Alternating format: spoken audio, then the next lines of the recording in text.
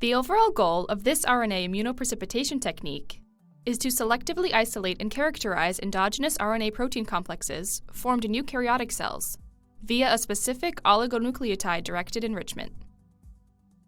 This method can help answer key questions in the post-transcriptional control field, such as the composition of RNA binding proteins that define the 5' UTR of a retroviral transcript to regulate its gene expression.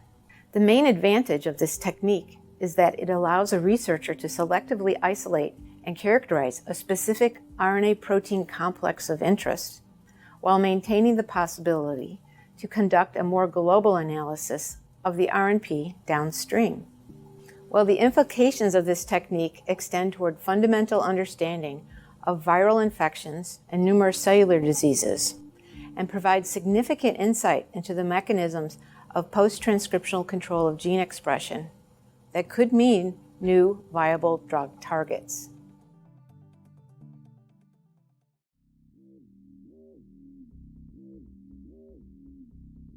After culturing cells and carrying out immunoprecipitation of a flag-tagged protein according to the text protocol, transfer 60 microliters per IP of protein G magnetic bead slurry to a 1.7 milliliter microcentrifuge tube.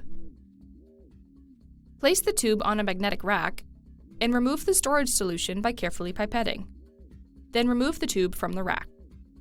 Add 600 microliters of 1X wash buffer and place the tube on an end-over-end rotator at room temperature for 3 minutes to wash and equilibrate the beads. Place the tube on the magnetic rack and remove the wash buffer. Then add 10 volumes of fresh 1X wash buffer.